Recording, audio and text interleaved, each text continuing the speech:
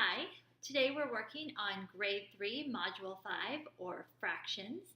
Our page is Equivalent Fractions Input page. All right, let's get started looking at these sentences. When fractions are the same size, we call them equivalent fractions.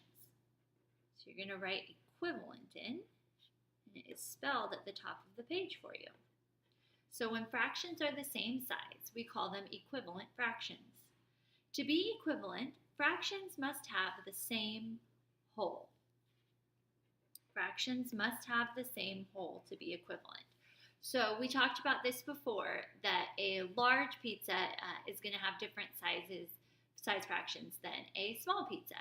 So if you had 1/4 of a large pizza, that would not be equivalent to 1/4 of a small pizza because they would be different sizes. So the wholes need to be the same.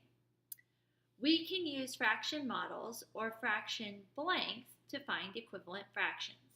We can use fraction models or fraction strips. We can use fraction models or fraction strips to find equivalent fractions. And that's what we're going to do now. So I have a part of a fraction strip here. You can see that the top line is broken into 4 equal pieces. So that means these are fourths. So I'm going to label each piece with 1/4.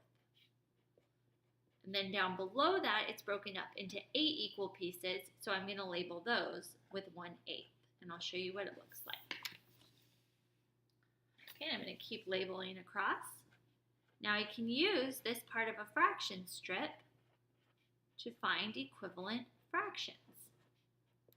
So my first one I'm looking at is 1/4.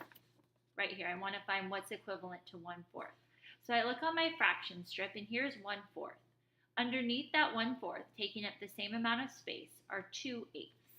So that's what I'm going to put as equivalent. 1/4 equals 2/8.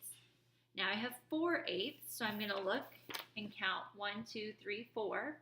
And I see that in this same space, there are 2/4. So 4/8 is the same size as 2/4.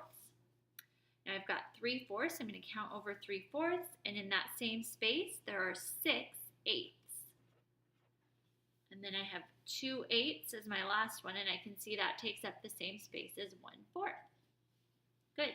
Now I have some fraction models down here that I'm going to work with, and you can see that the circle is broken up into thirds, and the rectangle is broken up into sixths. So what I'm going to do is cut each piece of the circle in half to make sixths as well.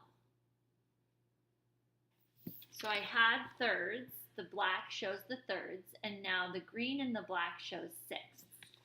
On the rectangle, I'm going to make green lines showing thirds so that I can see both fractional parts on the model. So each small rectangle is 1/6, but then each line is 1/3. And now I can use that to find equivalent fractions.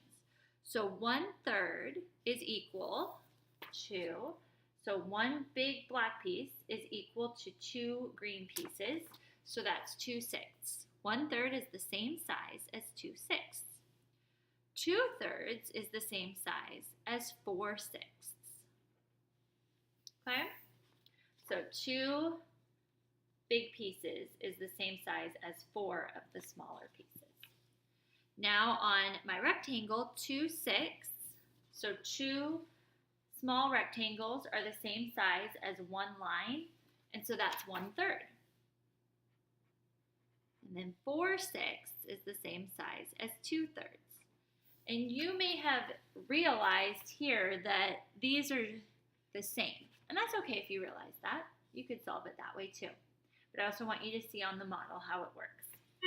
Okay, that's it for your input page today. It's time to work on that output page. I'll see you next time.